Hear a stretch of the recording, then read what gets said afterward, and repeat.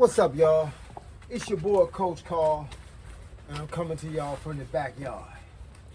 This time I figured we'll do a little talking while I put this, as you can hear it, this thick, rip to fit, sauna suit jacket on.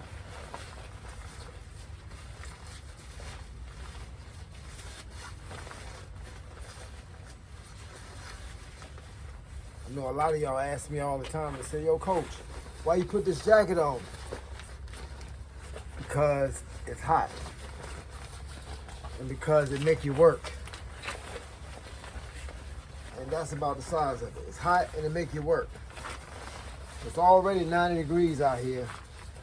And this jacket is gonna make me sweat even more. No, I'm not trying to lose weight, but I am trying to be miserable. Because I ain't never been in a fight that wasn't miserable. So sometimes you gotta prepare for preparing. And you gotta do something crazy to prepare. I tie the string because I don't want too much air to get up in there. I want it to be hot. And y'all ask me a lot online what kind of gloves these are. These are just bag gloves. These are Farabi. I got them from Amazon.com. They were like $17. I just needed a pair of bag gloves that weren't red and white because that's all I seem to have on my hand for the last like 4 or 5 years. So I'm gonna get a pair that's not red and white. I'm gonna come out here and I'm gonna tackle the bag a little bit, work a couple of little strategies. But I just want to remind y'all something, just in case, for those that don't know. This is not who you fight. As you can see, this don't have no arms. The heavy bag is not intended to prepare you for a fight by itself. That's why you got a coach. And that's why you got pads. And that's why you got people that you spar. That's a combination of things that make you a good fighter. This bag, without it, you'd be lost. Let me explain to you why. Because this is where you learn how to hit something. Because the first time I ever put a guy on the bag, he was about 220 pounds, solid muscle. And when I put him on the bag, the first day he hit the bag and he did like this. And he almost broke his wrist because he wasn't used to hitting something. This is a 65-pound bag. This is enough to train yourself to hit somebody. Now keep in mind that everybody you swing at, you're not gonna hit that flush. Some of them you're gonna nip. But this bag prepares you for it all. That's why when the bag is moving, you follow the bag. You don't wait for the bag to come back to you. You follow the bag. So if the bag moves out, you move behind the bag. Why? Simply because that's how a person's gonna move. Now yeah, this don't hit back, but this ain't intended to hit back.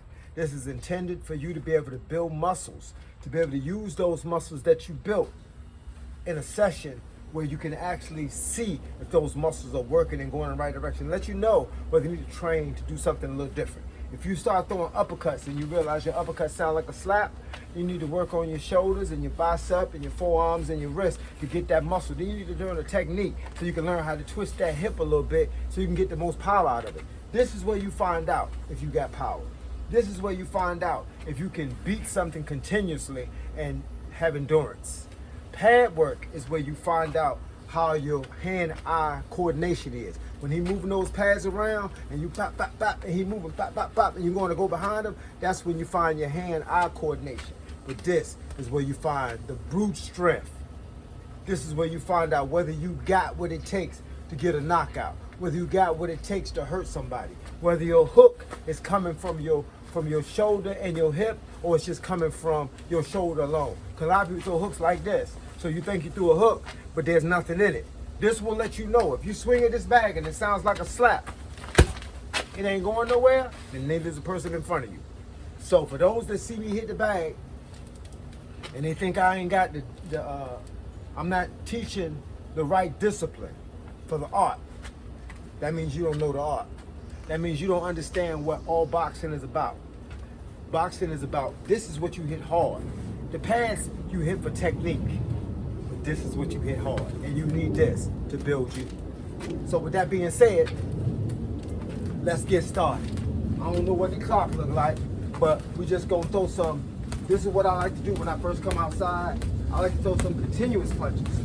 So, because this is what you're gonna have to do. This is a lot of fighters throw these continuous punches. And the reason they throw them is because this is what you're gonna need. You never know how many punches you're gonna have to throw in a fight. You never know. So start out here. Everything you want to do inside the ring, it starts out here. This is where you get it. This is where you figure if my hip is twisting, it's gonna sound like that. If my front leg, the ball of my foot and my front hip is twisted, and my elbow is upright, and I throw my hook, it's gonna sound like this. And that's where you know you got power. That's what this bag is for. The ideal for you when you're training is the other guy is not supposed to know when you're throwing the power shot. You're supposed to throw it, catch him off guard. You can't come out there throwing power shots from the beginning, because he gonna think that's all you trying to do. And then he gonna do like I do. He gonna dance around and he gonna let you miss quite a few times. And then you gonna find out that you ain't got the stamina that you thought you had. Being inside of a ring is way different than being on this bag. So even though you can stand in front of a bag and hit a bag all day, that don't mean you can actually hit a guy all day. That's why when you're on the bag, sometimes you see me do like this, I try, because I'm running. That's how I'm gonna have to run behind the person. Sometimes you see me move over, because that's how he gonna move, and I'm gonna have to follow him. Just like that. So you can do things on the bag to emulate a fight. Just gotta keep training. It all adds up. It all adds up in the end. But just keep in mind, when I'm on this internet, YouTube, and I'm trying to teach y'all something or tell y'all something that I want y'all to know, I'm not trying to replace something that your coach taught you. I'm not trying to do that. Every coach got his own strategy. Every coach got his own philosophy. The bottom line is, I'm just trying to add to it.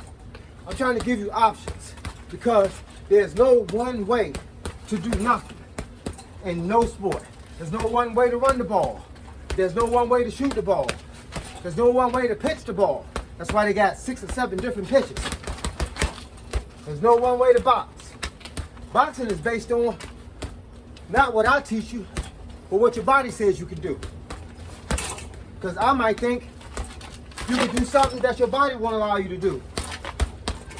I was one of those guys that could adapt to whatever a coach taught me. I've been in boxing rings, I've been in karate dojos, and I've been in street fights. I don't like to talk about those. I took my L's, but that's how I got better. That's what learned me what I needed to know. I took my L's in everything. I took my L's in boxing, never got knocked out. I took my L's in karate, never broke a bone. I took my L's in street fighting, ain't take too many black eyes. But I know when I lost a fight, and I know when I gave up a good fight. That's the bottom line.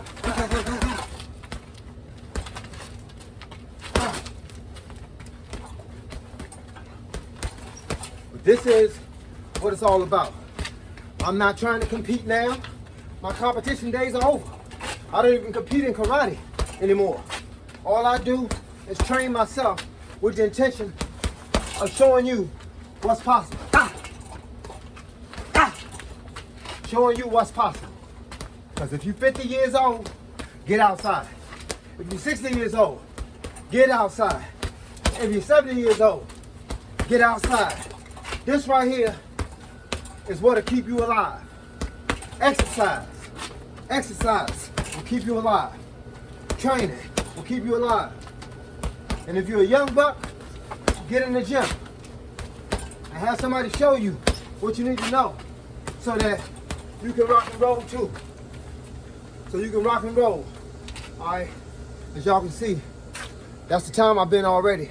Now, I'm gonna stop this clock and I'm going over here to a ring timer, and I'm gonna set my ring timer so I can give me at least 3 rounds and 3 minutes. Let's see if I can get this right here. 3 rounds and 3 minutes.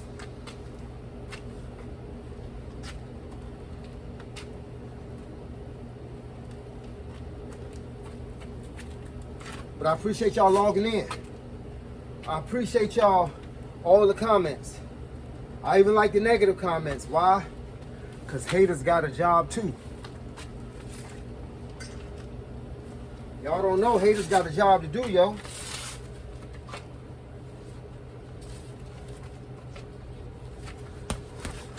All haters got a job to do. Haters make me think twice. Make sure I'm on my P's and Q's.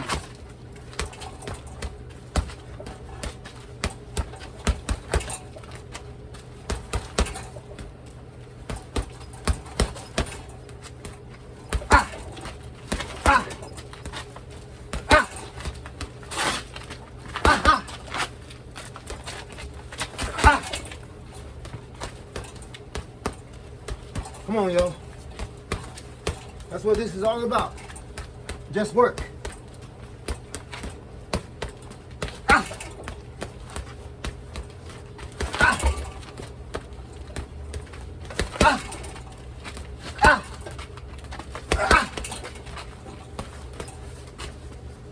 I train every day. Just in case y'all didn't know, I train 7 days a week. Monday through Friday, I do 3 workouts a day. 3 2-hour workouts. The first one is from 3 to 5 a.m. or 4 to 6 a.m. And it consists of a weight vest for everything I do standing up, like pull-ups, dips, leg lifts, push-ups. And then I switch to my 20-pound ankle weights.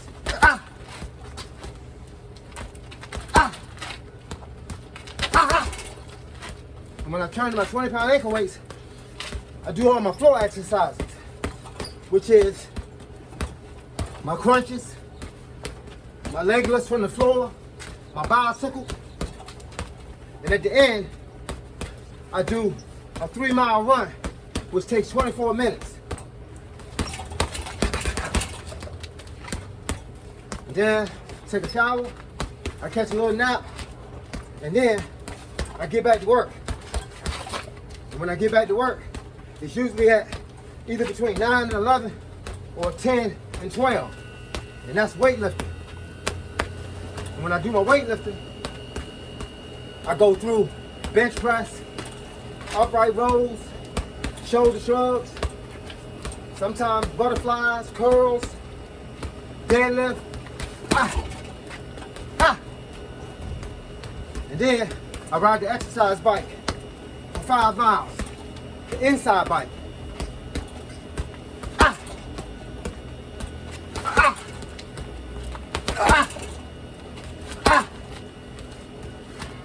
All right, that's 3 minutes.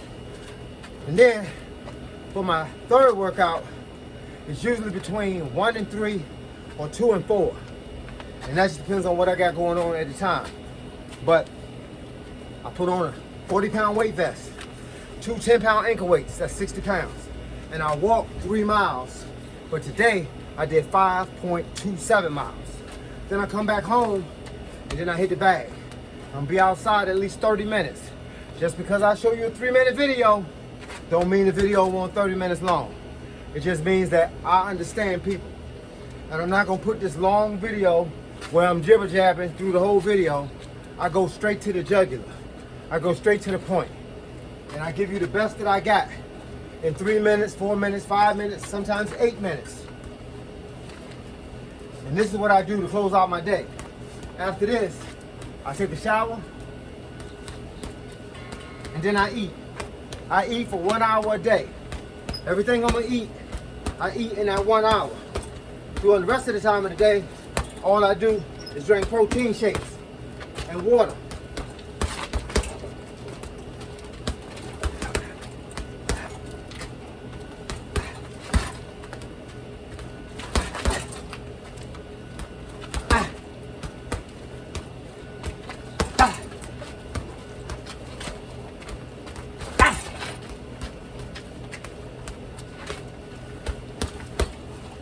Yep. And when I eat my one meal, it's always vegetables, vegetable related, broccoli, cauliflower, carrots, corn.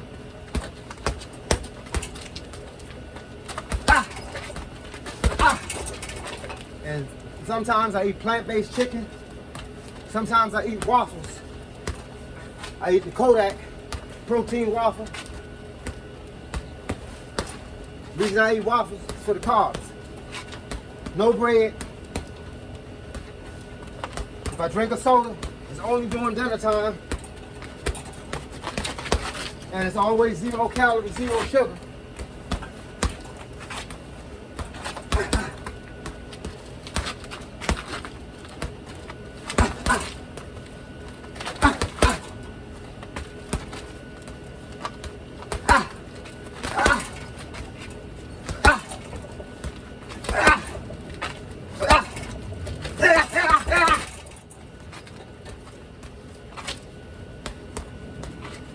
Sometimes you gotta dig for it. Sometimes you ain't got it. You gotta realize you ain't got it. You gotta dig for it.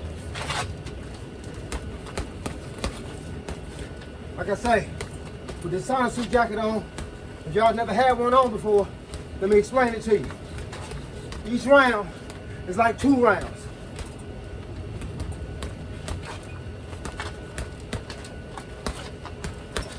Because it's draining.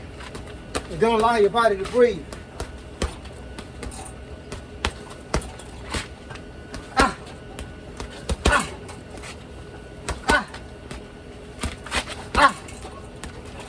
Y'all see me do this a lot.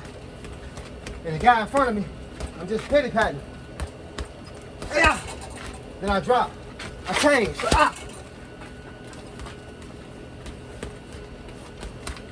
Over the top. Put a little higher. Put that little boom bastic in it.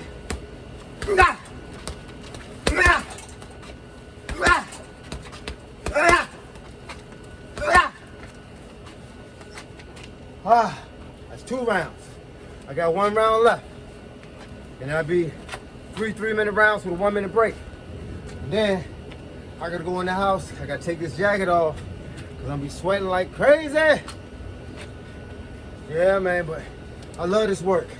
I come out here every single day because I love this work. Yesterday, instead of riding the inside bike for 5 miles, I took the outside bike out. I got a racing bike. I took it out for 20 miles. I want to put my time in. I just love working out. Why? Because I know it's going to help me live a little longer. It's going to help me live a little stronger. You know what I'm saying? I don't want to live to be 100 and can barely make it around. If I live to be 100, I want to be doing the same thing I'm doing now. Just be doing a little slower. I just be doing it on what I call a 100-year-old pace. I'm still going to be moving, though. Come on, y'all. Get with me. It's the last round, yo.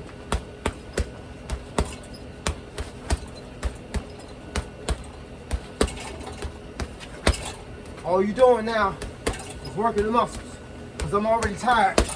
So now is when the work begins. I know a track star told me one time, he said, how many miles can you run? I said 3. He said, run 4.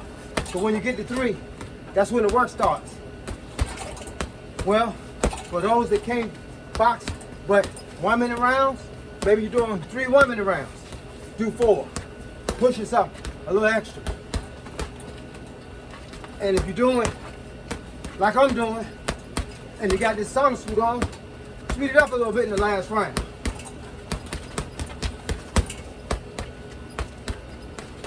Because if you're already tired, that's when the muscles start building.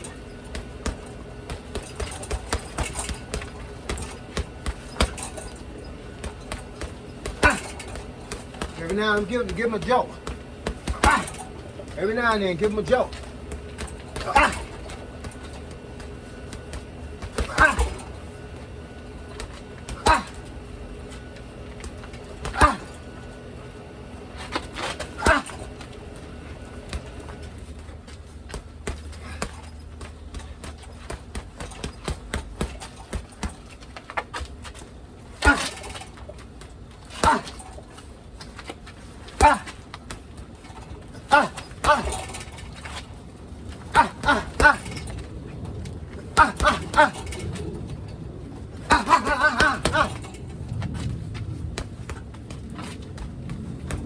tired, keep working. I got 1 minute and 6 seconds left.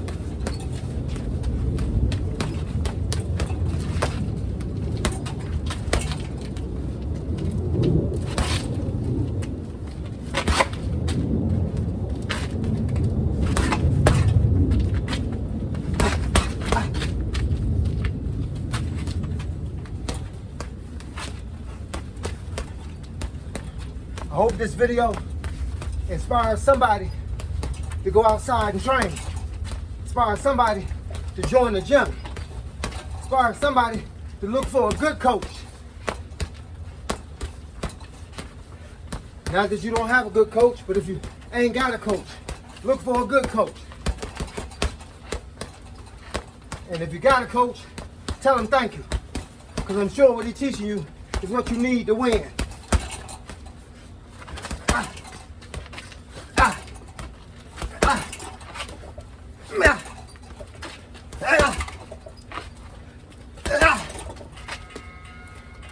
Woo! As y'all can see, the sweat beads rolling on my forehead in 90 degrees, and in this, it's about 100. But look, once again, I can thank y'all for taking the time out to log into my page and see what all the fuss is about. It's your boy, Coach Carl. Mr. 56 is a new 26. I'm gonna catch y'all on the flip side. Because right about now, I'm out.